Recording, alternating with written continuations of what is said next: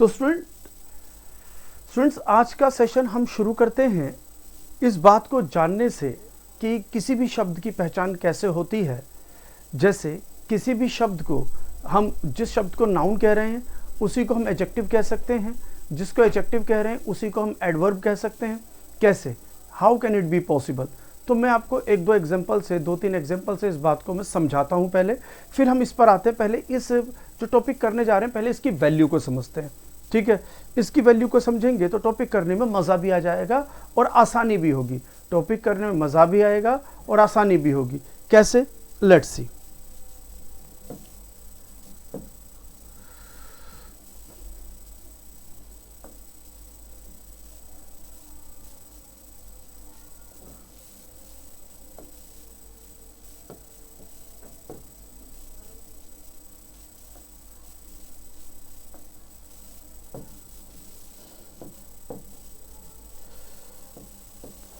देखिए, मैंने एक सेंटेंस लिखा कि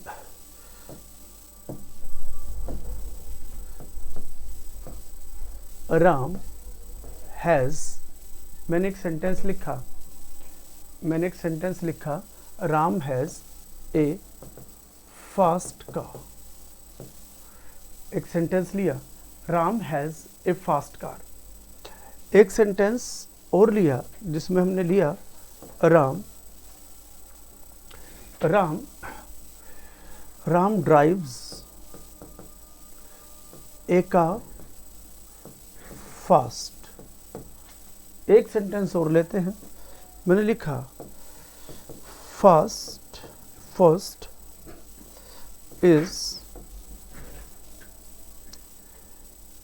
is an adjective, is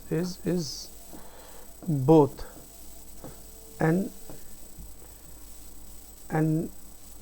adjective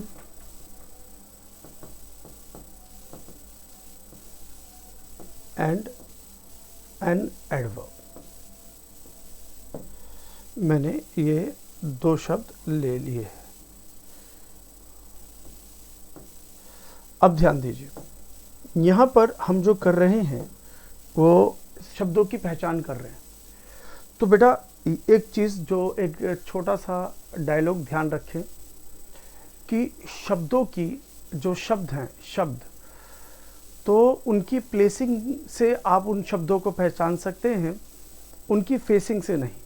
तो फेस वैल्यू से ज़्यादा इफ़ेक्टिव है प्लेस वैल्यू। शब्द देखने में कैसा है उससे ज़्यादा इफ़ेक्टिव है कि शब्द देखने में कैसा है उससे ज़्यादा इफ़ेक्टिव है कि शब्द का प्लेसिंग क्या है। तो इंसान का, जैसे इंसान की भी हम फेस वैल्यू से उसे नहीं पहचानते, प्लेस वैल्यू से पहचानते। समाज में वो क्या प्लेस जो है रखता है अपने पास, समाज में उसका स्थान क्या है। तो जो प्लेस वैल्यू है वो ज़्यादा इफ़ेक्टिव है फेस वैल्यू से, ज़्यादा इफ़ेक्टिव है प्लेस वैल्यू। ठीक है, यही बात बेटा। अगर यहाँ पे पहले सेंटेंस में देखें तो फर्स्ट कहाँ पे लिखा है, दूसरे में देखें तो फर्स्ट कहाँ लिखा है, तीसरे में देखें तो फर्स्ट कहाँ लिखा है। तो अब ज़रा समझते हैं इसी बात को। ठीक है, तो अब देखो मैं आपको समझाऊं। अगर कोई भी फ्रेज़ आर्टिकल से शुरू हो, कोई भी फ्रेज़ अगर आर्टिकल से शुरू हो तो फ्रेज़ का जो अंतिम शब्द है ना, फ्रेज़ का जो लास्ट वर्ड है, will always be a noun. ठीक है, अगर हम आर्टिकल से किसी फ्रेज़ को शुरू करते हैं तो फ्रेज़ का लास्ट वर्ड हमेशा नाउन होगा, हमेशा नाउन होगा। और नाउन को डिफाइन करने वाला वर्ड क्या होगा, एडजेक्टिव।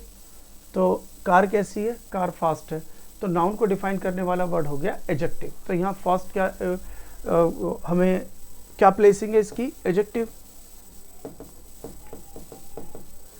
प्लेसिंग क्या हुई इसकी प्लेसिंग हुई कि ये एडजेक्टिव है। नेक्स्ट, राम ड्राइव्स ए कार फास्ट। अब कहता है फास्ट क्या हो रहा है, फास्ट कार है क्या? कि अगर फास्ट कार होती तो फिर फास्ट को कार से पहले रखते।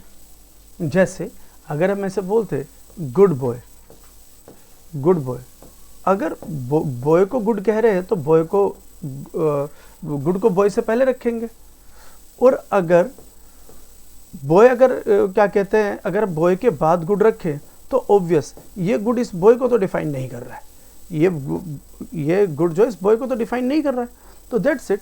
ये इस वक्त फास्ट जो है, इस वक्त जो फास्ट है वो कार नहीं है। अगर कार फास्ट होती तो कार से पहले रखता। तो फास्ट क्या है? फास्ट है ड्राइविंग। और ड्राइविंग क्या हुआ? ड्राइव और सब्जेक्ट के द्वारा किया गया एक्शन मतलब वर्ब, और जो वर्ड वर्ब को डिफाइन करता है वो क्या हुआ? एडवर्ब। क्या हुआ? वो एडवर्ब। क्लियर हो गया होगा। अब आते हैं आगे। First is both an adjective and adverb. अब ये मैंने सेंटेंस लिखा भाई इसी को कि फर्स्ट जो है वो एडजेक्टिव भी है और वो एडवर्ब भी है। तो फर्स्ट हमारा एडजेक्टिव भी डिफाइन हुआ और यहाँ पर ये डायग्नोज हुआ, क्या ये एडवर्ब भी डायग्नोज हुआ। तो ये एडजेक्टिव भी हुआ, एडवर्ब भी हुआ। अब इस सेंटेंस में बट इस दुनिया का ऐसा कोई भी सेंटेंस नहीं है, इस दुनिया का ऐसा कोई भी सेंटेंस नहीं है कि जिसके लिए अगर वर्ब लगा रखी हो तो उसका सब्जेक्ट ना हो। दुनिया का ऐसा कोई सेंटेंस नहीं है सब्जेक्ट लिखोगे तो वर्ब ना हो और वर्ब लिखोगे तो सब्जेक्ट ना हो। ऐसा कोई सेंटेंस है ही नहीं। अगर ऐसा कोई सेंटेंस नहीं है तो बेटा हमें क्या करना पड़ेगा? तो ये समझना पड़ेगा कि इसे ये मानना पड़ेगा कि ये सब्जेक्ट है। और अगर आप इसे सब्जेक्ट मान रहे हैं ना, तो सब्जेक्ट पार्ट्स ऑफ स्पीच के दो ही पार्ट होते हैं, एक नाउन और एक प्रनाउन। पार्ट्स ऑफ स्पीच के दो ही पार्ट सब्जेक्ट हो सकते हैं, नाउन और प्रनाउन। तो ऑब्वियस ये सब्जेक्ट है तो या तो ये नाउन है या फिर ये प्रनाउन है। तो अब ये प्रनाउन तो हो नहीं सकता, तो ये क्या हुआ? नाउन। तो बेटा प्लेसिंग, सेंटेंस में कोई भी वर्ड किस जगह पर आ रहा है और फिर आकर वहां पर काम क्या कर रहा है, वो ज़्यादा इफेक्टिव है। उससे हम पता लगा पाएंगे कि किसी भी वर्ड का क्या नाम है और क्या काम है। तो बेटा यहाँ पर ये नाउन को डिफाइन कर रहा है इसलिए एडजेक्टिव है, यहाँ ये वर्ब को डिफाइन कर रहा है इसलिए एडवर्ब है, यहाँ इस वर्ब के सब्जेक्ट के रूप में है इसलिए नाउन है। तो हम देख रहे हैं कि अगर हमने क्या देखा, क्या कंक्लूजन पर आए? एक single word first, single word first. अब इसे हम एडजेक्टिव बोले, अब इसे एडजेक्टिव बोले, इसे हम एडवर्ब बोले और या फिर इसे हम नाउन कहें। क्या कहा जाएगा इस वक्त क्या कहा जाएगा? तो हम कह सकते हैं कुछ भी हो सकता है, लेकिन फिलहाल यहाँ पर it is just a word. यहाँ पर ये एडजेक्टिव एडवर्ब या नाउन नहीं है, यहाँ पर ये सिर्फ वर्ड है। ये एडजेक्टिव एडवर्ब नाउन तभी है जब इसका किसी सेंटेंस में यूज़ हो रहा है। क्लियर हुआ? तो बेटा बस आज की क्लास इसी पर बेस्ड ऑन है। जब पार्ट्स ऑफ स्पीच एकदम क्लियर हो जाएगा तो फिर कोई भी एरर मैं समझा रहा हूँ, चाहे noun pronoun adjective verb adverb, कोई भी एरर समझा रहा हूँ तो आपके समझ में इजीली आ पाएगा। ठीक है, लेट्स स्टार्ट। तो हम कर रहे हैं parts of speech, recognition of words, कि शब्दों की पहचान, शब्दों को कैसे पहचाने, शब्दों को कैसे पहचाने।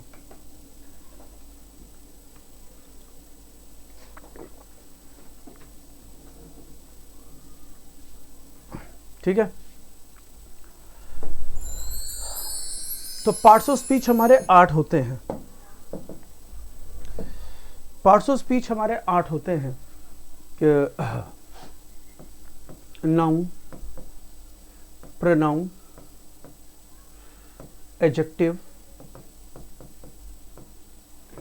Adverb, preposition, conjunction and interjection। Total देखिए कितने हैं? Noun, pronoun, adjective, adverb, preposition, conjunction, interjection. अब नाउन, प्रोनाउन, एडजेक्टिव। वैसे ना यहाँ पर एक वर्ब भी ऐड कर लो, क्योंकि वर्ब इसमें दिया नहीं गया इसलिए मैंने वर्ब लिखा नहीं था, क्योंकि वर्ब जो है वो आप को करवा चुका हूँ मैं, टेंस के अंदर वर्ब करवा चुका हूँ। ठीक है, आपको जो कंडीशनल सेंटेंस करे थे उसमें वर्ब बता चुका हूँ, इसलिए इसमें नहीं लिखा था। तो कितने हो गए? 1 2 3 4 5 6 7 8। तो ये बेसिकली 8 पार्ट्स ऑफ स्पीच हैं। एक एक करके इनको समझते हैं, थोड़ा एक एक करके समझते हैं 8 पार्ट्स ऑफ स्पीच को। तो इनको डिटेल में भी करेंगे, अभी थोड़ा थोड़ा डेफिनेशन समझ लें, इनको पूरा डिटेल्स में करेंगे, थोड़ा थोड़ा डेफिनेशन समझ लेते हैं। तो देखो, कहता है पार्ट्स ऑफ स्पीच जो है और उसके फंक्शंस, की parts of speech and their functions थे, उनके काम। तो 4 स्टेप में पूरा एरर समझ में आ जाता है कि जैसे सेंटेंस है, सेंटेंस में कोई एरर आया, मतलब एरर का मतलब क्या हुआ, सेंटेंस में किसी चीज़ का मिसयूज हुआ है, इसका मतलब है सेंटेंस में किसी चीज़ का मिसयूज हुआ है अगर एरर है। अब मिसयूज को समझ कौन पाएगा, जिसे यूज आता होगा। भाई मिसयूज को समझ कौन पाएगा, जिसे यूज पता होगा मिसयूज समझ पाएगा। और मिसयूज को यूज, जिसे यूज आता है मिसयूज समझ पाएगा। अब यूज कौन समझ पाएगा, जिसे किसी भी चीज का नाम और उसका काम पता है। जिसे नाम और काम पता है वही तो किसी चीज का यूज कर पाएगा, किसी भी चीज का यूज कर पाएगा। और भाई जब मिसयूज हो रहा होगा तो उस मिसयूज को ठीक कर पाएगा, यूज में ला पाएगा। ये 4 स्टेप में सारी चीजें हैं। तो पहले हम जो कर रहे हैं नाम और काम कर रहे हैं, यूज मिसयूज बाद में करेंगे, पहले नाम और काम समझ ले। पहले बात करते हैं नाम, नेम। नेम की बात करें तो भैया पहले नाउन और प्रनाउन। तो जो नाउन हुआ संज्ञा, इसे कहते हैं सर्वनाम। तो नाउन क्या होता है, कहता है naming of a word is called a noun. इस दुनिया में जिस चीज़ का नाम है वो नाउन है। भाई ये शर्ट है, मैंने शर्ट है, इसका नाम नाउन, इसका नाम है तो नाउन है। ये पेन है, इसका नाम है नाउन। हेयर, इसका नाम है नाउन। वॉच, इसका नाम है नाउन। तो जिस चीज़ का नाम है वो नाउन है। क्लियर है। अब चाहे उसे देखा जाए ना देखा जाए, जैसे हवा, which we breathe in, which we breathe out, ये जो हवा है इसका एक नाम है तो वो नाउन है। ठीक है। तो वो अब ये नाउन तो समझ में आ गया कि भाई नाउन होता क्या है। लेकिन अभी इंग्लिश में काम क्या करता है, तो इंग्लिश में काम करेगा 3, सब्जेक्ट, ऑब्जेक्ट और कॉम्प्लीमेंट बनने का। अब नाउन 3 काम करेगा सेंटेंस में। पहला काम करेगा, कहता है नाउन इंग्लिश में 3 काम करेगा। एक तो सब्जेक्ट बनना, एक ऑब्जेक्ट बनना और दूसरा कॉम्प्लीमेंट बनना। तो सेंटेंस का सब्जेक्ट और ऑब्जेक्ट और कॉम्प्लीमेंट नाउन होता है। जैसे हमने एक छोटा सा एग्जांपल लिया, राम हेल्प्स श्याम। हमें ये पता है कि यहाँ पर इस एक्शन को करने वाला ये जो राम है ये सब्जेक्ट है, ये वर्ब है, और वर्ब का इफेक्ट जिस पर पड़ता है वो ऑब्जेक्ट है। तो मतलब ये सब्जेक्ट हुआ, ये ऑब्जेक्ट हुआ, तो ये राम भी और ये श्याम भी दोनों नाउन है। तो नाउन, ये राम भी और ये श्याम भी दोनों नाउन है, क्योंकि सेंटेंस में सब्जेक्ट ऑब्जेक्ट का काम नाउन करेगा। तो सेंटेंस में ये सब्जेक्ट का काम और ऑब्जेक्ट का काम नाउन। कॉम्प्लीमेंट क्या होता है, चलो कॉम्प्लीमेंट समझते हैं। तो ऑब्जेक्ट और कॉम्प्लीमेंट में भी छोटा सा डिफरेंस ये देखो, अभी कहानी लंबी है। ऑब्जेक्ट और कॉम्प्लीमेंट में छोटा सा डिफरेंस ये देखो, वर्ब 3 टाइप की होती हैं, डू जो एक्शन को बताए, हैव जो पोजीशन को बताए, और बी जो लिंक, 2 चीज़ों को समान बताए। ठीक है। तो कहता है जो डू और हैव के बाद आता है, डू और हैव के बाद, मतलब डू मतलब एक्शन वाली वर्ब जिसके ऊपर वर्ब का इफेक्ट पड़े, या फिर हैव जिसके ऊपर सब्जेक्ट का पोजीशन बताया जा सके, तो वो तो होता है ऑब्जेक्ट। और जो बी वाली वर्ब होती है, बी वाली वर्ब मतलब is am are, was verb, तो इसके बाद जो आता है वो कॉम्प्लीमेंट होता है। तो कॉम्प्लीमेंट होता है पूरक। जो कॉम्प्लीमेंट 2 टाइप के होते हैं, subjective complement, objective complement. Subject को पूरा करने वाला सब्जेक्टिव कॉम्प्लीमेंट, ऑब्जेक्ट को पूरा करने वाला ऑब्जेक्टिव कॉम्प्लीमेंट। अभी फिलहाल आप इतना दिमाग में रखो कि जिस वर्ब के ऊपर, जिस वर्ड के ऊपर वर्ब का इफेक्ट पड़ेगा वो ऑब्जेक्ट, या जिसके ऊपर पोजीशन बताया जाएगा वो ऑब्जेक्ट होता है। लेकिन बी वाली वर्ब के बाद, is am are, was verb के बाद जो आता है वो कॉम्प्लीमेंट होता है। जैसे हमने कहा she is a teacher, she is a teacher, तो इज जो है ये बी की फॉर्म है, ये इक्वल टू का काम कर रही है। इक्वल टू, अगर मैं इज हटा दूं, जो शी है वही टीचर है, जो टीचर है वही शी है। तो ये जो बी वाली वर्ब है, ये इसके बाद जो आएगा ये कॉम्प्लीमेंट है, ये कॉम्प्लीमेंट है। अब ये छोटी सी चीज़ों की बात को समझ लें।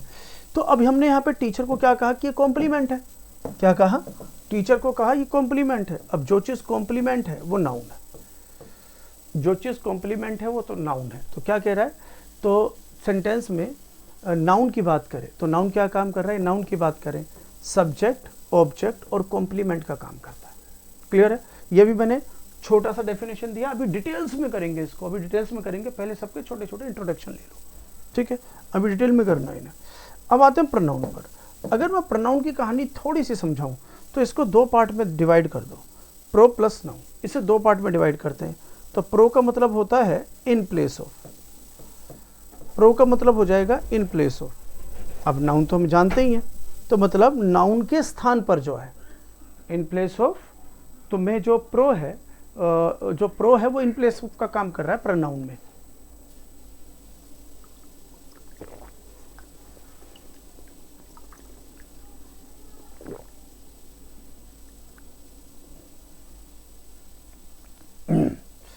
तो देखो नाउन के स्थान पर जो आता है वो प्रोनाउन हुआ, इन प्लेस ऑफ प्रो का मतलब। तो इट बोले तो प्रोनाउन। अवॉइड करता है the repetition of a noun, ये नाउन की रिपीटिशन को हटाता है। नाउन अगर सब्जेक्ट के स्थान पर रिपीट हो रहा है तो वहाँ पर आप सब्जेक्टिव केस का प्रोनाउन रखोगे। नाउन अगर ऑब्जेक्ट के स्थान पर रिपीट हो रहा है तो वहाँ पर ऑब्जेक्टिव केस का प्रोनाउन रखोगे। और नाउन अगर कॉम्प्लीमेंट के स्थान पर रिपीट हो रहा है तो आप वहाँ पर प्रोनाउन रखोगे। तो मतलब कहने का ये आया कि जब ये इस्तेमाल किस लिए हो रहा है, इसका जन्म ही इसलिए हुआ कि नाउन की रिपीटिशन जो है, इसका जन्म किस लिए हुआ कि ये नाउन की रिपीटिशन को ख़त्म कर सके, इसका जन्म ही इसलिए हुआ है।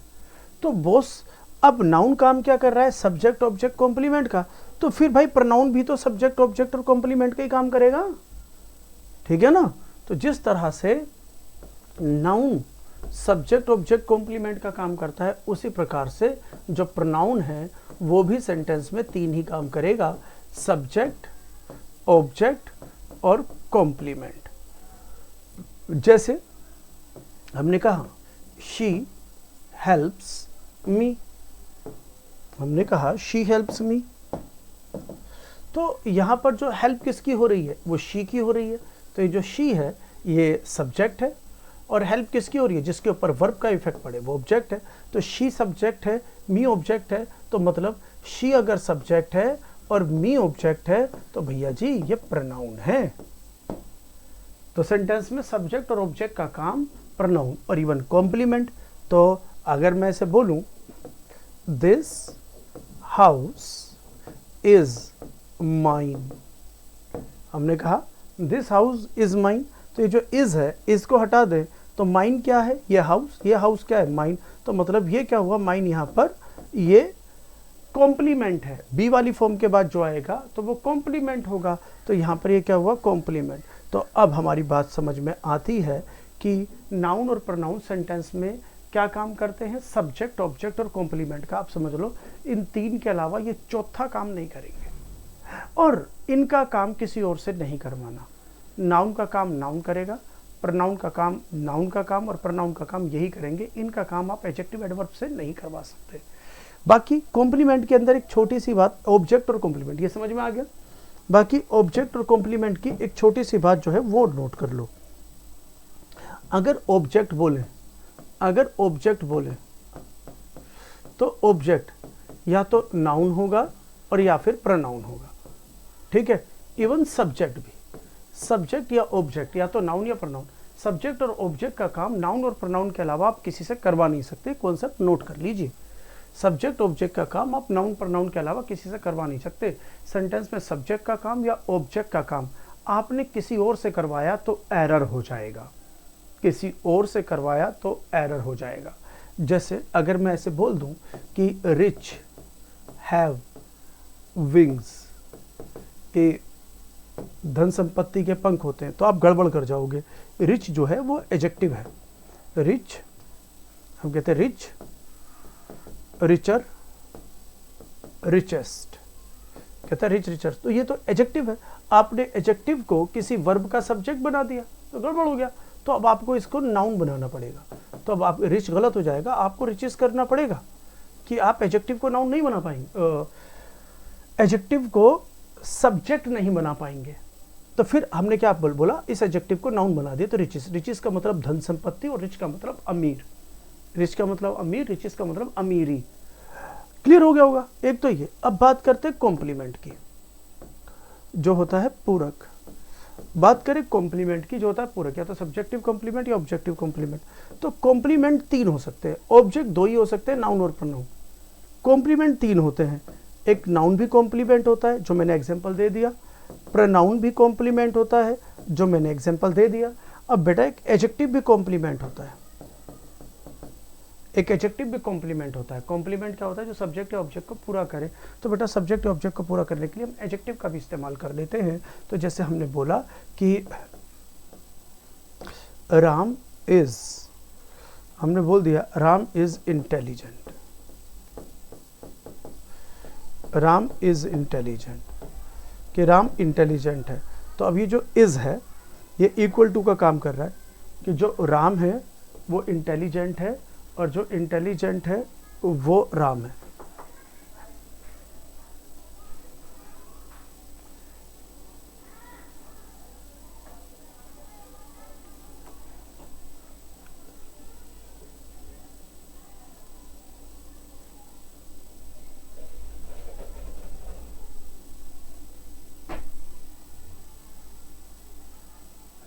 जो राम है वो इंटेलिजेंट है, जो इंटेलिजेंट है वो राम है। क्लियर हुआ? तो इक्वल टू का काम कर रहा है, बी वाली फॉर्म है। तो बी की फॉर्म के बाद, बी की फॉर्म के बाद जब वो कॉम्प्लीमेंट का काम कर रही है, बी की फॉर्म के बाद या तो आप नाउन रख सकते हो या प्रोनाउन रख सकते हो या फिर एडजेक्टिव। तो ये जो एडजेक्टिव है ना ये कॉम्प्लीमेंट है और इंटेलिजेंट कौन है? राम है। तो इसलिए ये एडजेक्टिव भी है। तो एडजेक्टिव भी कॉम्प्लीमेंट हो सकता है। तो कॉम्प्लीमेंट नाउन भी हो सकता है, प्रोनाउन भी हो सकता है, एडजेक्टिव भी हो सकता है। ठीक है, क्लियर हो गया होगा? ठीक है, तो अब ये नाउन और प्रोनाउन आपको थोड़ा क्लियर हुआ होगा। मैं फिर बता रहा हूँ, इस सबको डिटेल्स में करवाऊंगा मैं। अभी थोड़ा थोड़ा समझा रहा हूँ, वो समझें। अभी थोड़ा थोड़ा समझा रहा हूँ, उसको समझ लें। ठीक है, अब आते हैं एडजेक्टिव। एडजेक्टिव क्या होता है? ये क्वालिफायर होता है। एडजेक्टिव क्या होता है? क्वालिफायर, क्वालिफाई करता है। इट क्वालिफाइज या डिस्क्राइब्स, है ना। ये नाउन या प्रोनाउन के मीनिंग में कुछ ऐड करता है। तो समझ लो एडजेक्टिव क्या है। एडजेक्टिव का इस्तेमाल होता है, एडजेक्टिव का इस्तेमाल होता है किसी नाउन या किसी प्रोनाउन के मीनिंग में कुछ ऐड करने वाला। नाउन और प्रोनाउन की अच्छाई, बुराई, गुण, दोष, रंग, रूप, है ना। तो ये सब बताने वाला वर्ड जो हो जाएगा एडजेक्टिव। इसकी सीमा कहाँ तक निर्धारित है? सिर्फ नाउन प्रोनाउन तक। ठीक है, अब नाउन प्रोनाउन को डिफाइन करने के लिए एडवर्ब का इस्तेमाल नहीं करेंगे। इवन क्या कहते हैं, नाउन को डिफाइन करने के लिए नाउन का इस्तेमाल नहीं होगा। समझ रहे? नाउन को डिफाइन करने के लिए आपको एडजेक्टिव का इस्तेमाल करना पड़ेगा। तो हम यहाँ पे बात करते हैं एडजेक्टिव क्वालिफायर जो नाउन और प्रोनाउन को डिफाइन करता है। तो जैसे हमने बोल दिया कि Ram is a good boy. छोटी छोटी बात है, इसे समझ लो। आर्टिकल आएगा, फ्रेज का अंतिम शब्द नाउन होगा और बेटा नाउन को डिफाइन करने वाला वर्ड एडजेक्टिव। ठीक है, हमने कहा she is brave, she is brave. तो ब्रेव कौन है? शी क्या हुआ? प्रोनाउन। तो प्रोनाउन को डिफाइन करने वाला वर्ड एडजेक्टिव। तो जो वर्ड नाउन प्रोनाउन के मीनिंग में ऐड करेगा वो एडजेक्टिव। ठीक है, वर्ब की बात करें तो बेटा वो वर्ब जो टाइम को, स्टेट को, एक्शन को या पोजीशन को बताए वो वर्ब होती है। जैसे टाइम और स्टेट की बात करें कि the cobbler has polished my shoes. The cobbler has polished my shoes. कि कोबलर ने मेरे शूज को पॉलिश कर दिया है। अब ये टेंस कौन सा है अगर आप देख पाए तो?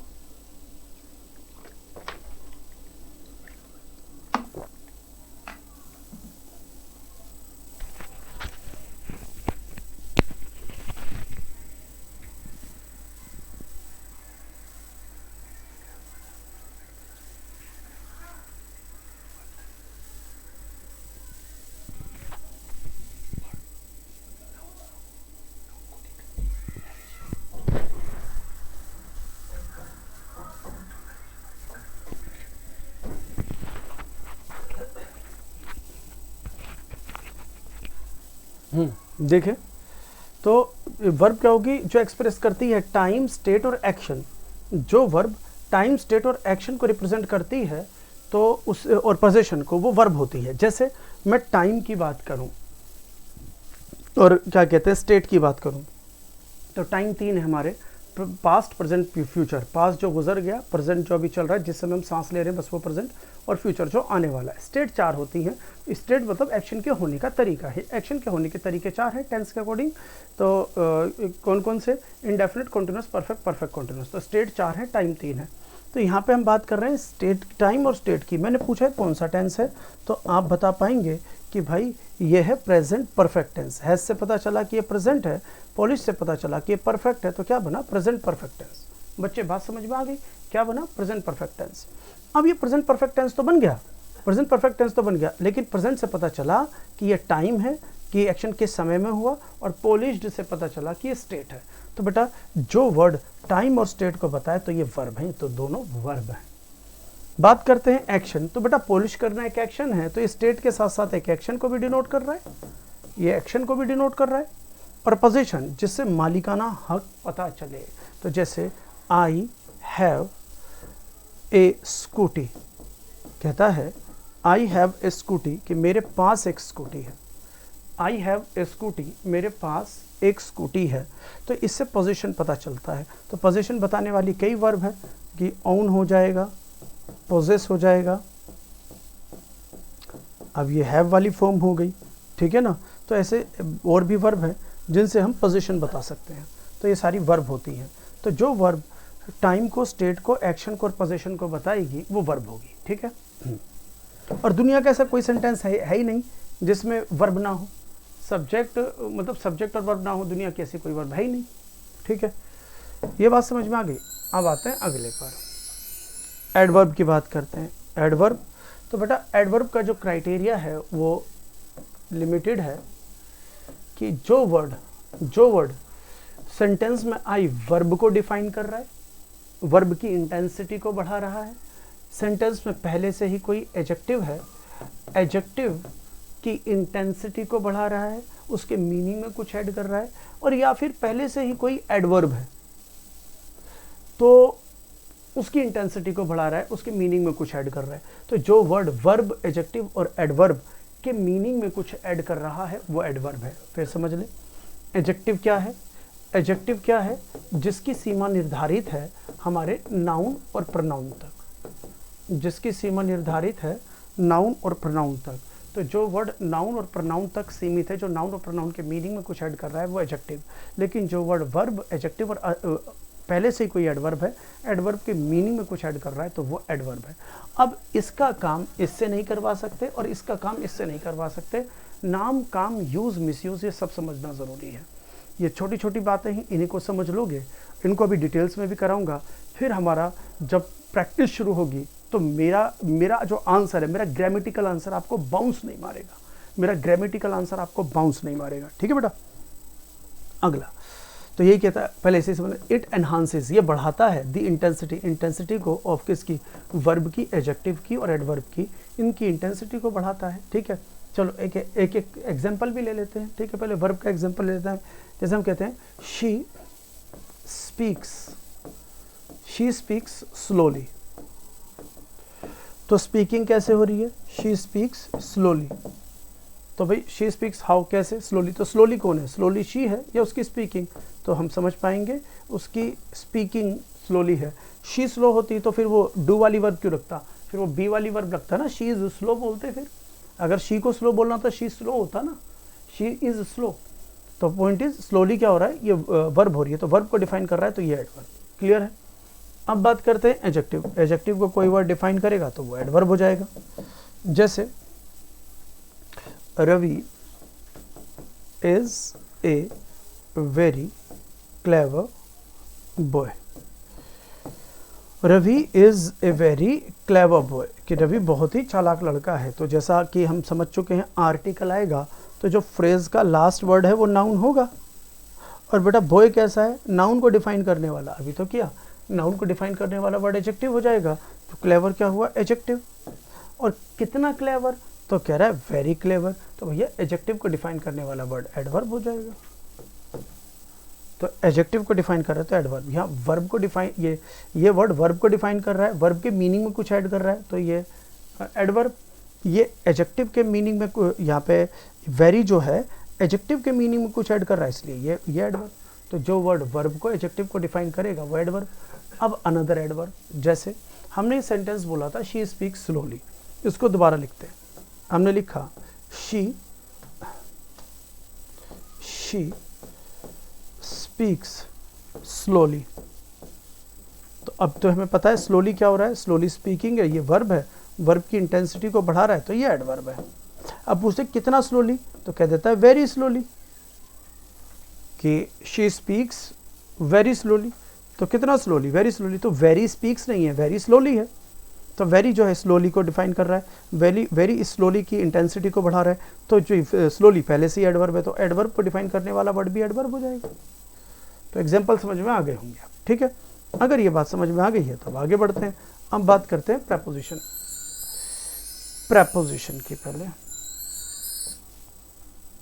प्रेपोजिशन की बात करते हैं तो ये समझ लो कि जो प्रेपोजिशन है ना, इसकी दो मेन बातें दिमाग में रख लो, बाकी तो बहुत सारी चीज़ें, क्योंकि प्रेपोजिशन बहुत बड़ा टॉपिक है। प्रेपोजिशन अपने आप में बहुत बड़ा टॉपिक है, तो इसको हमें ना मतलब छोटी सी बातों में मतलब सम अप कर नहीं पाएंगे, लेकिन फिर भी मैं इसे दो चीज़ों में सम अप कर रहा हूँ। इन दो चीज़ों को समझ लोगे ना तो बहुत सारे एरर समझ में आ जाएंगे। दो चीज़ों को समझ लोगे तो देख लो, वो क्या है। पहला कि जो प्रेपोजिशन है ना, कि प्रेपोजिशन है, इसके बाद आप नाउन या प्रनाउन के अलावा और कुछ रख नहीं पाओगे। ये समझ लो कि प्रेपोजिशन के बाद नाउन या प्रनाउन के अलावा और कुछ आ नहीं सकता। अगर आप सोच लें कि इसके बाद आप एडजेक्टिव लिख लें या रख लें या इसके बाद एडवर्ब रख लें, फंस जाओगे, गड़बड़ हो जाएगी, सब गुड़ गोबर हो जाएगा। प्रेपोजिशन के बाद नाउन प्रनाउन के बाद के अलावा कुछ रख नहीं पाओगे। जैसे अगर मैं ऐसे बोल दूं, एक एग्जांपल दे देता हूं। मैंने लिखा द पुअर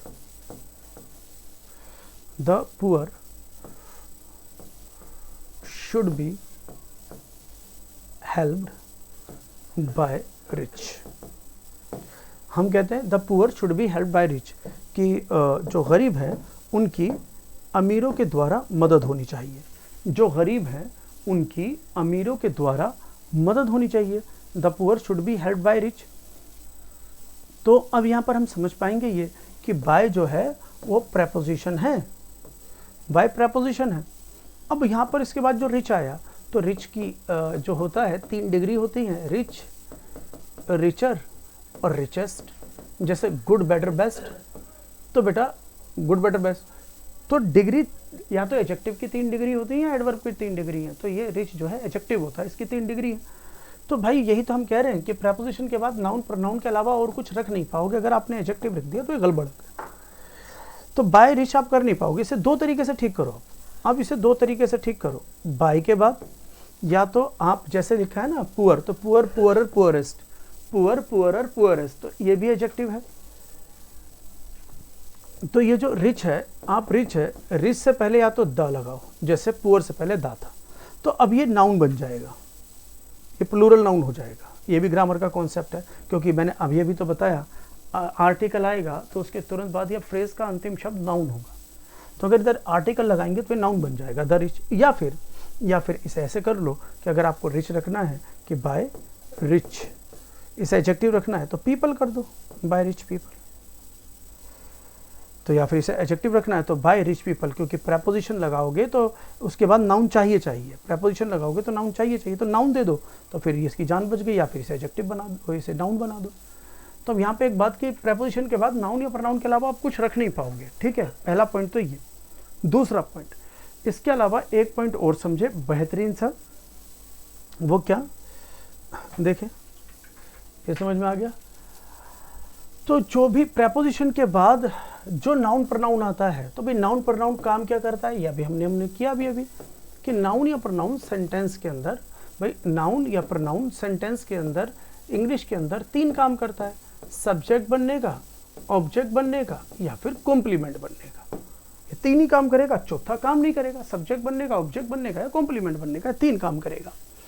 अब ये 3 काम करेगा तो ऑब्वियस, अब नाउन यहाँ पर प्रेपोजिशन के बाद जो नाउन प्रनाउन है, प्रेपोजिशन के बाद नाउन प्रनाउन है, या तो वो सब्जेक्ट होगा, प्रेपोजिशन के बाद जो नाउन प्रनाउन है या फिर वो ऑब्जेक्ट होगा, प्रेपोजिशन के बाद जो नाउन प्रनाउन है या फिर वो कॉम्प्लीमेंट होगा। तो आप समझ लें कि प्रेपोजिशन के बाद जो नाउन और प्रनाउन होता है ना, वो सिर्फ ऑब्जेक्ट होता है।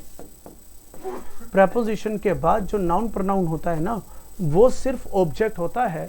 उसे हम प्रेपोजिशनल ऑब्जेक्ट कहते हैं, उसे हम प्रेपोजिशनल ऑब्जेक्ट कहते हैं। प्रेपोजिशन के बाद जो नाउन प्रनाउन होता है उसे हम प्रेपोजिशनल ऑब्जेक्ट कहते हैं। ये बस ये 2 कॉन्सेप्ट दिमाग में रखो।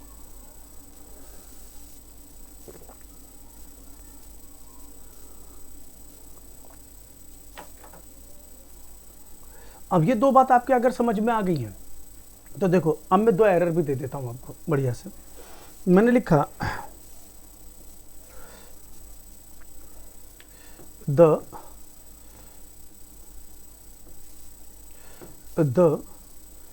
Lady with her colleagues. The lady with her colleagues is or are shouting slogans. The lady with her colleagues is or are shouting slogans. तो आप क्या बता पाओगे कि क्या आना चाहिए?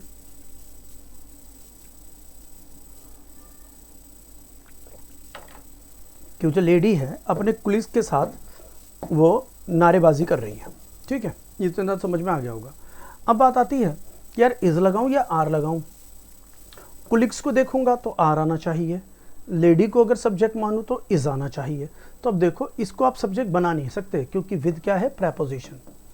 विद क्या है? प्रेपोजिशन। और प्रेपोजिशन के बाद कुछ भी आएगा वो ऑब्जेक्ट बन जाएगा।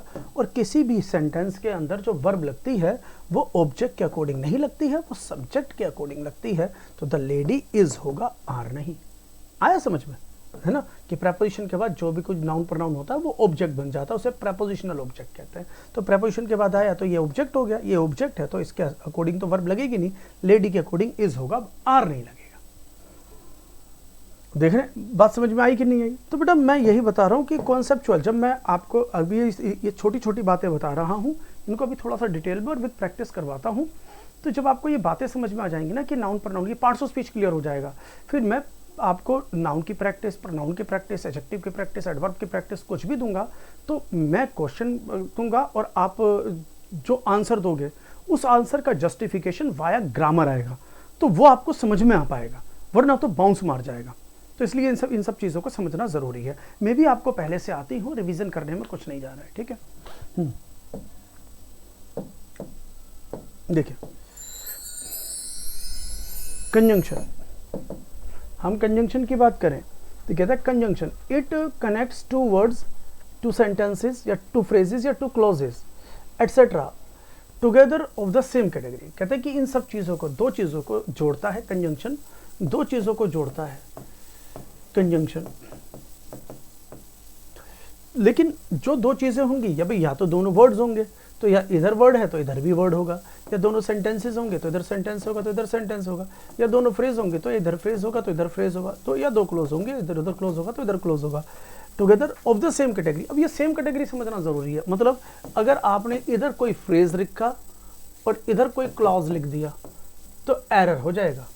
मतलब या तो दोनों जगह फ्रेज हो या दोनों जगह क्लॉज हो। मतलब या तो अगर आप कंजंक्शन से दो वर्ड जोड़ रहे हो, या तो दोनों एडजेक्टिव हो या दोनों एडवर्ब हो। अगर एक एडजेक्टिव है एक एडवर्ब है तो गड़बड़ है। कंजंक्शन से अगर दो वर्ड जोड़ रहे हो, कंजंक्शन से अगर दो वर्ड जोड़ रहे हो तो वो सेम कैटेगरी के होने चाहिए। अगर आपने एक सब्जेक्ट और एक ऑब्जेक्ट जोड़ दिया तो एरर हो जाएगा। या तो दोनों सब्जेक्ट हो या दोनों ऑब्जेक्ट हो, कंजंक्शन दोनों सेम कैटेगरी को लेकर चलता है। इसके लिए एक मैं छोटा सा एरर आपको दे देता हूँ। देखें, मैंने सेंटेंस लिखा ईदर शी इज, कहता है ईदर शी इज इल, और क्या मैं कहता हूं ईदर शी इज एक्सेलेंट और इडियट। चलो, या तो बहुत समझदार है या फिर वो बेवकूफ है। बताओ, या तो बहुत समझदार है या फिर वो बेवकूफ है, उसने कोई ऐसा काम कर लिया। हाँ बेटा, प्रणाम बेटा, प्रणाम प्रणाम प्रणाम। चंकित कुमार रॉय, ध्यान दो।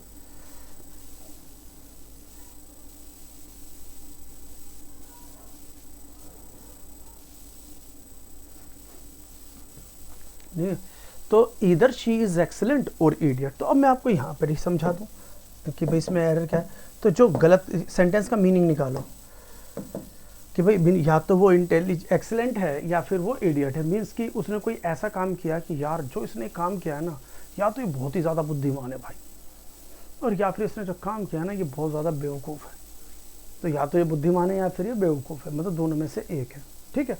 तो अब जो इसका गलत सेंटेंस का मीनिंग निकला है ना, जो आपको सही लग रहा होगा ये गलत है, तो सही जब करूँगा तब भी इसका मीनिंग यही रहेगा। यही स्पोकन में और रिटन में फ़र्क है कि इंग्लिश जो है, इंग्लिश एक सब्जेक्ट भी है, एक भाषा भी है। जब भाषा की बात करते हैं तो इतने नियम कानून नहीं लगाते हैं, इतने कॉन्सेप्ट नहीं लगाते हैं। जब हम लैंग्वेज की बात करते हैं तो हमें सिर्फ एक मैसेज कन्वे करना होता है। लैंग्वेज की बात करें अकॉर्डिंग टू लैंग्वेज ये बिल्कुल ठीक है, भाषा के अनुरूप ये ठीक है, आप मैसेज कन्वे कर सकते हैं। लेकिन एज ए सब्जेक्ट, क्योंकि एग्जाम में भाषा नहीं, एग्जाम में सब्जेक्ट आता है, और जब एज ए सब्जेक्ट बात कर रहे हैं तो आपको अप्रोप्रिएट होना पड़ेगा। अप्रोप्रिएट मतलब कि अगर फुल स्टॉप भी लगा रहे हो तो आपको पता होना चाहिए कि कहाँ लगना है, क्यों लगना है। तो यहाँ पर तो बहुत भारी मिस्टेक हो गई है। तो देखो, ईदर के साथ हम और का यूज़ करते हैं, ये तो सभी जानते हैं। ईदर के साथ और का यूज़ करते हैं तो सभी जानते हैं, ठीक है ना, नोर लगेगा नहीं। लेकिन अब जो जानने वाली बात है वो ये, ईदर के बाद शी, तो शी क्या हुआ, ये प्रोनाउन हुआ। शी क्या हुआ, ये प्रोनाउन है। एक मिनट,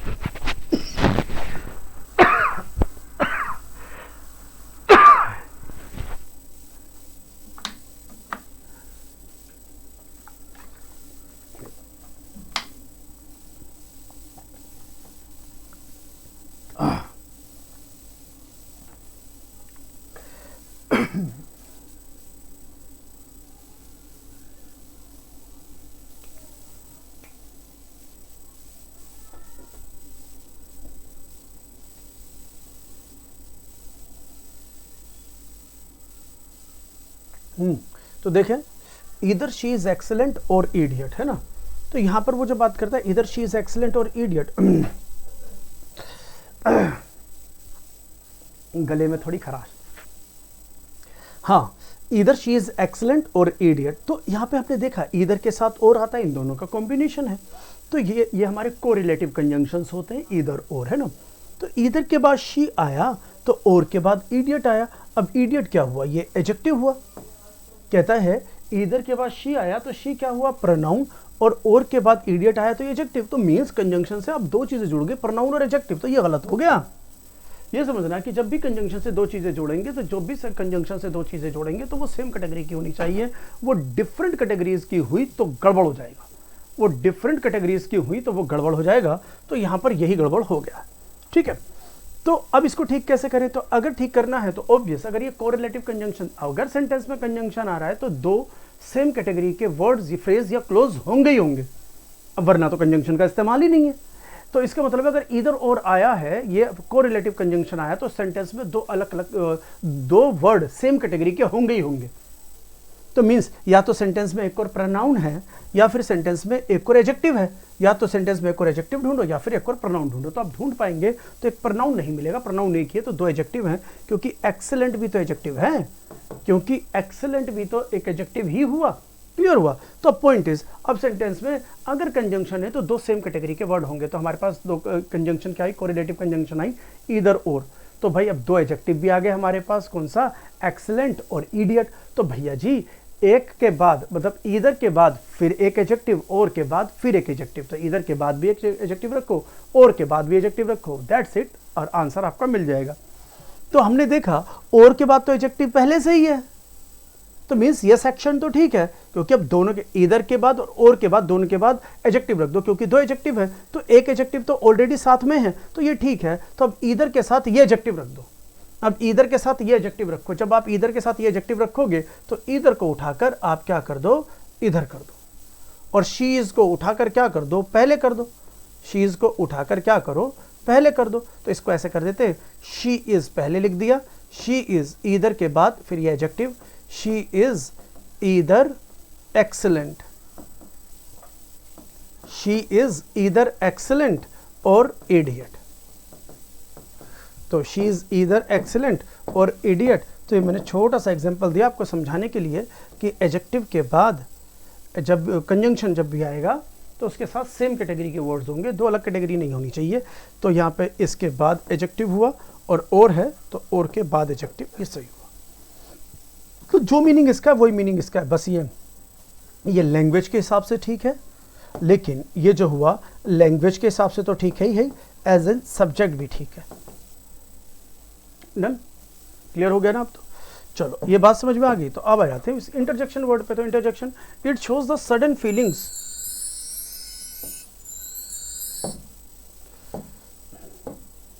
इंटरजेक्शन क्या हुआ, कहते हैं interjection is what, it shows the sudden feelings of the mind of the speaker, speaker के माइंड की सडन फीलिंग्स को बताता है, जिसको बोलने के लिए हम पहले से तैयार नहीं होते, जैसे ही हमारे सामने कोई सिचुएशन आती है वो शब्द तुरंत निकलते हैं।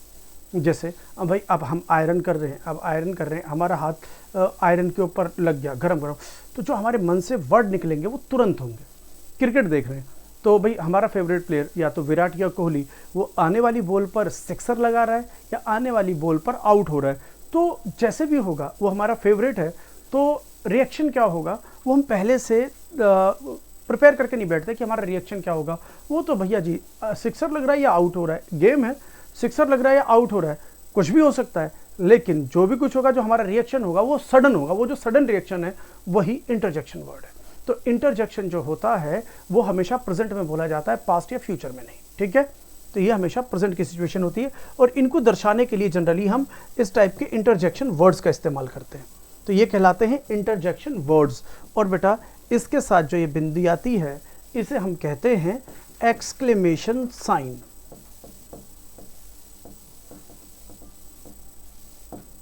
ये जो डंडा बिंदी है ना, इसको कहते हैं हम एक्सक्लेमेशन साइन या साइन ऑफ एक्सक्लेमेशन, ठीक है। और वैसे इस वर्ड को कहते हैं हम इंटरजेक्शन वर्ड्स। इन सभी को हम कहते हैं इंटरजेक्शन वर्ड्स। डन। अगर ये बात समझ में आ गई है, आगे बढ़ते हैं। तो एक तो मैंने आपको बताया था 8 तो ये पार्ट्स ऑफ स्पीच हो गए, बाकी 3 चीज़ और है जो रिकॉग्नाइज करनी है, एक आर्टिकल, एक डिटरमिनर और एक पॉजेसिव एडजेक्टिव। ये 3 और समझ लो, ये 11 वर्ड। तो हमें पूरी लैंग्वेज को, पूरी इस सब्जेक्ट को 3 पार्ट में डिवाइड करना है। पहला अकॉर्डिंग टू वर्ड्स, तो जो मैंने बता रहा हूँ कि वर्ड की भी noun, pronoun, adjective, verb, adverb, preposition, conjunction, interjection, according to word. इसके साथ साथ आर्टिकल, पॉजेसिव एडजेक्टिव, डिटरमिनर, ये 11 पार्ट में डिवाइड करना है। फिर फ्रेज में ग्रुप ऑफ वर्ड्स, फिर क्लोज में वो भी ग्रुप ऑफ वर्ड्स। तो फ्रेज और फिर क्लोज में तो पहले वर्ड्स के अनुसार देखते हैं, फिर फ्रेज के अनुसार देखेंगे, फिर क्लोज के अनुसार देखेंगे। समझ रहे हैं? जब आपको ये वर्ड्स समझ में आ गए कौन सा वर्ड क्या है, फिर फ्रेज समझ में आ गया कि भाई ये फ्रेज क्या है, कि ये फ्रेज है, ये नाउन फ्रेज है। समझ रहे हैं कि नाउन फ्रेज है, ये नाउन क्लोज है, ये एडजेक्टिव फ्रेज है, एडजेक्टिव क्लोज है, ये एडवर्ब फ्रेज है, ये एडवर्ब क्लोज है। अगर ये बातें समझ में आ जाएंगी तो मेरे बताए हुए आंसर्स आपको बाउंस नहीं मारेंगे। इंग्लिश एकदम दिमाग में ऐसे आ जाएगी ना समझने के बाद, जैसे मक्खन में से गर्म छुरी निकल जाती है, ऐसे ग्रामर समझ में आ जाएगी। क्योंकि ये डिफिकल्ट नहीं है, बस थोड़ा सा कंसंट्रेशन हमारा हो, फोकस हो, इनकी प्रैक्टिस हो, तो हमें दिक्कत में नहीं आएंगी कोई भी चीज़, ठीक है। आते हैं, हाँ जी, some other words to be recognize. तो कुछ और भी वर्ड्स है जो रिकॉग्नाइज करते हैं। तो भाई आर्टिकल तो शुरू करते ही खत्म, ए अंधा आर्टिकल्स होते हैं, खत्म करते हैं यहीं पर, ठीक है। बाकी तो इनकी बात बताऊं, आर्टिकल्स जो होते हैं वो भी डिटरमिनर का हिस्सा होते हैं, और डिटरमिनर जो है वो भी एडजेक्टिव होता है। तो आर्टिकल घुमा फिरा कर एक एडजेक्टिव होते हैं। जैसे मैं बार बार बोल रहा हूँ, दुनिया का ऐसा कोई आर्टिकल है ही नहीं, दुनिया का ऐसा कोई आर्टिकल नहीं है कि जब आप आर्टिकल का इस्तेमाल करो तो नाउन ना लगा पाओ। तो नाउन को ये डेफिनेट और इनडेफिनेट करने का ही तो काम करते हैं। किसको? ये अभी आर्टिकल जो होते हैं, डेफिनेट आर्टिकल, इनडेफिनेट आर्टिकल, तो बेसिकली नाउन को डेफिनेट इनडेफिनेट का बनाने के लिए तो आते हैं। तो नाउन को डिफाइन करने वाला वर्ड तो एडजेक्टिव होता है, यही तो किया हमने। तो बेसिकली घुमा फिरा कर ये भी एडजेक्टिव है। दुनिया का ऐसा कोई सेंटेंस नहीं है जहां पर आप आर्टिकल लगाओ तो नाउन ना लगाओ। दुनिया का कोई ऐसा एग्जाम्पल नहीं है, आर्टिकल लगाओ तो नाउन ना लगाओ। अब अगर सिंगुलर काउंटेबल नाउन लगा रहे हो ना, तो आपको ए एंड द में से कुछ ना कुछ देना पड़ेगा। सिंगुलर काउंटेबल नाउन, दुनिया का कोई भी सिंगुलर हो, काउंटेबल हो, और उसको आप कह सकते हो कि वो नाउन है। तो अगर किसी के अंदर ये 3 गुण है ना, उससे पहले आपको आर्टिकल देना पड़ेगा। आप बिना आर्टिकल के छूट नहीं सकते। आपको अगर ये सिचुएशन आ गई तो बिना आर्टिकल के आप निकल नहीं सकते, आपको देना पड़ेगा। शी इज़ ब्यूटीफुल गर्ल, गलत है। गर्ल अगर आ गया है ना सिंगुलर काउंटेबल नाउन, तो आपको लगाना पड़ेगा she is a beautiful girl, ठीक है। या द लगाओ, she is the beautiful girl whom I want to marry, that's it, ठीक है। आगे करते हैं। तो आर्टिकल हुआ। पॉजेसिव एडजेक्टिव को पॉजेसिव डिटरमिनर्स भी कह देते हैं।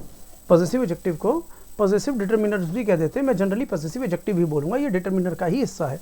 पॉजेसिव एडजेक्टिव इसलिए क्योंकि देखो, पॉजेसिव, पोजेशन, ये किसी पर अपना अधिकार बताते हैं, ये किसी के ऊपर अपना अधिकार बताते हैं। अगर मैंने बोला माई बैग, तो माई बैग, इसे पॉजेसिव क्यों कह रहे हैं और एडजेक्टिव क्यों कह रहे हैं, समझ लें। इसे पॉजेसिव क्यों कह रहे हैं, एडजेक्टिव क्यों कह रहे हैं? भाई पॉजेसिव इसलिए कह रहे हैं क्योंकि ये मालिकाना हक बता रहे हैं। हक किस पर? जैसे माई बैग, तो माई बैग मतलब मेरा बैग, तो इसके ऊपर पोजीशन बता रहा है, इसलिए बना पॉजेसिव। और भाई नाउन किसका है कि बैग किसका है जी? मेरा। तो भाई नाउन को डिफाइन करने वाला वर्ड एडजेक्टिव, तो इसलिए इसे पॉजिटिव एडजेक्टिव कहते हैं। वैसे डिटरमिनर का हिस्सा होता है, इसे पॉजिटिव डिटरमिनर भी कह देते हैं। तो कौन कौन से वर्ड हैं ये देख लो। आई से बना माई, वी से बना आवर, यू से बना योर, ही से बना हिज, शी से बना हर, इट से बना इट्स, दे से बना देयर, वन से बना वंस। और किसी नाउन के साथ एपोस्ट्रोफियस लग जाए तो वो एडजेक्टिव बन जाता है पॉजिटिव एडजेक्टिव। जैसे राम पर लगा राम्स, जैसे हमने बोला माई बैग, माई बैग की जगह अगर मैं ऐसे लिख दूं ना राम्स बैग, तो नाउन पर एपोस्ट्रोफियस बनता है तो पॉजिटिव एडजेक्टिव वो एडजेक्टिव बन जाता है, ये समझ लो। नाउन के ऊपर एपोस्ट्रोफियस लगता है तो वो एडजेक्टिव बन जाता है। राम्स बैग, तो बैग क्या हुआ, बैग नाउन है और नाउन को डिफाइन करने वाला वर्ड जो है वो एडजेक्टिव हो जाएगा। तो ये किस पर, बैग के ऊपर मालिकाना हक बता रहा है इसलिए ये पॉजिटिव एडजेक्टिव होगा। बताओ समझ में आया कि नहीं। नाउन पर एपोस्ट्रोफियस लगता है वो पॉजिटिव एडजेक्टिव बन जाता है। डन। अब एक तो ये दोनों हो गए। अब आ जाते हैं डिटरमिनर्स पर। अब आ जाते हैं डिटरमिनर्स पे। प्रेपोजिशन तो मैंने समझा दिया था, बस ये तो याद करने के लिए मैंने बता दिया कि ये प्रेपोजिशंस है, इनको समझ लो कि जनरली ये प्रेपोजिशंस होती हैं। बाकी तो कहानी बहुत लंबी है, ईटीसी भी कर रखा है, कहानी बहुत लंबी है, बाकी प्रेपोजिशंस ही है। अब आ जाते हैं डिटरमिनर्स पर। डिटरमिनर क्या होता है, determiner is a word which determines a noun. What is a determiner? Determiner is a word which determines a noun. Determiner वो वर्ड होता है जो नाउन को डिटरमाइन करता है। तो जनरली मतलब 99% ये हाउ मच हाउ मेनी का आंसर होता है। नाउन के अंदर हाउ मच हाउ मेनी का आंसर जो होता है वो डिटरमिनर होता है। जैसे मैंने अगर ऐसे बोला कि कोई भी लेता हूँ कि सम, मैंने लिखा सम गर्ल्स, मैं लिखा सम गर्ल्स। अब मैं क्वेश्चन पुट कर दूँ how many girls, how many girls, तो आंसर आया सम। तो सम डिटरमिनर है क्योंकि नाउन को डिटरमाइन कर रहा है कितना, कितनी, कितने। तो नाउन की संख्या को, मात्रा को बताने वाला वर्ड डिटरमिनर है 99%। समटाइम्स नहीं भी बताता तो बल्कि जब वो डिटेल में आएंगे तब करेंगे। 99% ये समझ लो डिटरमिनर वो वर्ड है जो नाउन को डिटरमाइन करता है, जो नाउन के अंदर जब हम how much how many, Hindi में कितना, कितनी, कितने का जो आंसर होगा नाउन के अंदर कितना, कितनी, कितने से क्वेश्चन पुट करो, जो वर्ड या जो फ्रेज आंसर में आएगा वो डिटरमिनर होगा। तो डिटरमिनर का काम है नाउन को डिटरमाइन करना। और भाई नाउन के मीनिंग में ऐड करने वाला वर्ड एडजेक्टिव भी तो हो सकता है ना, क्योंकि गर्ल्स क्या है, नाउन, नाउन को डिफाइन करने वाला वर्ड एडजेक्टिव। जैसे मैं कहता हूं, हमने कहा अ लॉट ऑफ वाटर और लॉट ऑफ नॉलेज, तो हाउ मच नॉलेज, हम पूछ रहे how much knowledge how much water, तो क्या आया अलॉट ऑफ। तो अलॉट ऑफ हो जो हुआ ये फ्रेज, ये पूरा फ्रेज डिटरमिनर है। तो जो वर्ड नाउन के अंदर हाउ मच और हाउ मेनी से आंसर में आ जाए, जो word how much how many Hindi के अंदर कितना, कितनी, कितनी का आंसर है वो डिटरमिनर होता है। ये नाउन को डिटरमाइन करता है और नाउन को डिटरमाइन कर रहा है तो मतलब नाउन के मीनिंग में कुछ ऐड कर रहा है। तो भाई मेरे नाउन के मीनिंग में ऐड करने वाला वर्ड एडजेक्टिव। तो जितने भी डिटरमिनर्स हैं वो सारे के सारे एडजेक्टिव होते हैं। और वैसे भी डिटरमिनर और एडजेक्टिव में बेसिकली 5 डिफरेंस हैं, तो वो मैं आपको बाद में बताऊंगा। अभी मैंने भी जनरल छोटी छोटी डेफिनेशंस इनकी करवाई हैं, तो उम्मीद कर रहा हूँ ये आपको समझ में आया होगा। तो देख लो डिटरमिनर्स को, देख लो प्रपोजिशंस को, देख लो, क्योंकि हम सीख रहे हैं रिकॉग्निशन ऑफ वर्ड्स, शब्दों की पहचान, कि शब्दों को कैसे पहचाने, कि प्लेस वैल्यू ज़्यादा इंपॉर्टेंस रखती है फेस वैल्यू से, प्लेस वैल्यू ज़्यादा इंपॉर्टेंस रखती है फेस वैल्यू से। तो इसकी इनकी प्लेसिंग समझनी है। अगर ये समझ में आ गया, अगर आपको ये समझ में आ गया है तो एक एक करके, जैसा मैंने कहा, अब डिटेलिंग में आते हैं कि how to recognise a noun. अब आते हैं बात क्यों इस पर कि भाई नाउन को कैसे रिकॉग्नाइज करें, how to recognise a noun, noun को कैसे रिकॉग्नाइज करें। तो बेटा इसको समझने के लिए अब हम अगली क्लास तक का वेट करते हैं, अभी हम इतना रखते हैं। तो अगली क्लास में हम करेंगे कि नाउन और प्रनाउन को कैसे समझे, नाउन को और प्रनाउन को कैसे समझे कि सेंटेंस में ये वर्ड नाउन ही है, और एक भी नाउन है तो सेंटेंस में अब ये सब्जेक्ट है, अब ये ऑब्जेक्ट है, या फिर ये कॉम्प्लीमेंट है, क्योंकि फिर ऑब्जेक्ट और कॉम्प्लीमेंट में डिफरेंस देखना पड़ेगा। फिर वो करेंगे, फिर हमें ये समझना पड़ेगा सब्जेक्टिव कॉम्प्लीमेंट क्या होता है, ऑब्जेक्टिव कॉम्प्लीमेंट क्या होता है। ये सारी चीज़ें अब समझेंगे स्टेप बाय स्टेप। तो मिलते हैं हम अगली क्लास में, इससे आगे बताऊंगा। बाकी प्रैक्टिस आपको दे रखा है, प्रैक्टिस करते रहे, मिलती रहेगी। तब तक के लिए see you, tata, bye bye, take care.